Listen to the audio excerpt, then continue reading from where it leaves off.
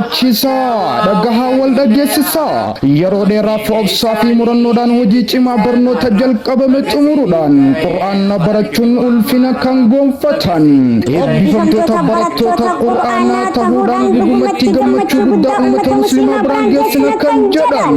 markazni barnoota qur'aanaa markazni khulaasatul ilmi hojii qur'aanaa fi tajaajila barnoota irratti kan hundaa'e guyyaa isni naannoo fuulduraa kana eebba qur'aana barattoota fixanii irraan gahee jira.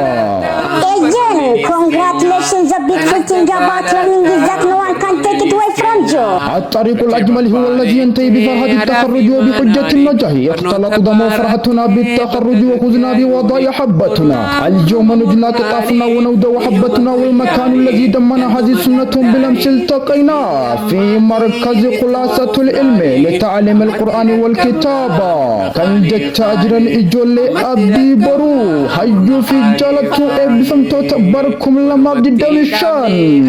قلتم يا ربي علما أرجع قريكو يا فرفما قرآنك كلاما هكا كتمناني بفمون هكا كان ينبري اسمتا بردا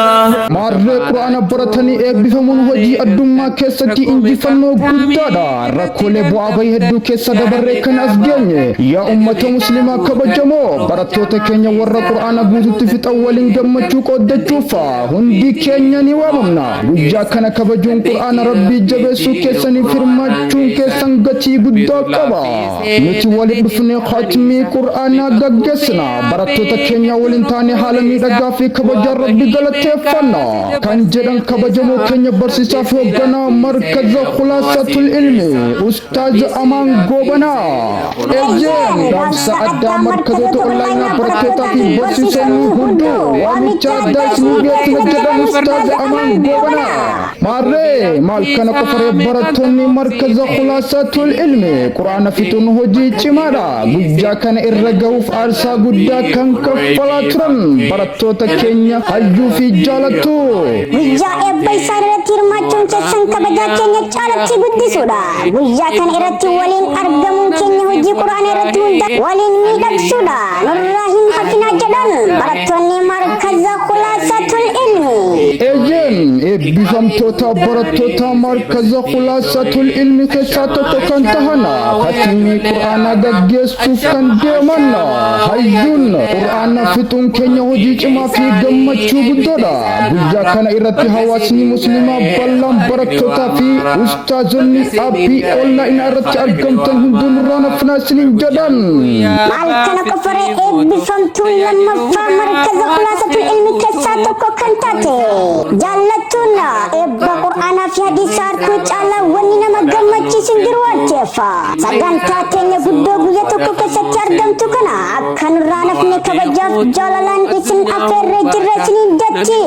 Maal kana qofaree barsiisaa fi hoogganaa markaza khulaasatul ilmi sagantaalee adda addaa barattoota adda addaa sadarkaa fiqii fi sadarkaa qur'aanaa sadarkaa hurufaan kan ammaan dura eebbisiisaa kan ture ustaaz Amaan Goobanaa yeroo ammaan tana kana barattoota lameen kanaaf khatimii ajaa'ibaa godhu irratti argamanii. قرآنك كلاما هكا كتمناني بفمون هكا Ejen barattoota keenya eebbifamtoota markaza keenya markaza khulaasatul ilmi hayyuu fi jaalatuun baga gammaddan congratulation kana caalaa fuulduratti deemaa qur'aana rabbii dagagsaa isinii jedhu ustaaz Amaan Goobanaa maarree sagantaa guddoo kana irratti alimman gurguddaa fi munashidoonni adda addaa bebbeekamoon ni argamu. Guyyaa san hawaasni musliimaa kabajamaana barsiisotaa fi barattoonni markazoota onlaayinaa hundoo nurraa nafnaa kan isiniin jedhu ustaaz Amaan Goobanaa በዚህ ትልቅ ፕሮግራም ታላላቅ ዑለሞች ኡስታዞች ሙነሽዶች ያገኛሉ። ኤጀን ማሬ ኡስታዝ ኒኬኛ ኡስታዝ አማን ጎበና ጉጃን ኤበ በረቶታ ኬኛ ኩና ባርኩም ለማ ቢደሚሻና ኖቬምበር kudha torba guyyaa isniina ollee galgala akka isaatti biyya salamaaf walakkaa akka isaatti biyya rabaasaa saddeetiif walakkaa irraa ሁሉም በብረትና በፍቅር በሰላምታ በዘዋል ኤጀን akka lakkoofsa Itoophiyaa saddaasa saddeeta barkuma lamaa fi kudha saddeeta akka isaatti biyya salamaaf walakkaa hundi keessanuu kabajaaf jaalalaan affeeramtanii jirtanii nurraan affinaa isiniin jedha የጁማዱል ኡላ 27 የመክፈቻ ቀን ሰኞ ምሽት ማክሰኞ ነው። ሁndi keessanuu kabajaaf jaalalaan affeeramtanii jirtanii galatooma ፈርዳችን ፍጹሞች ሰላም አለይኩም ገላቱም ያ ረቢ ዓለማ ቁርአነኪ ከላማ ሀቃ ከተምናኒ ቢፈሙን ሀቃ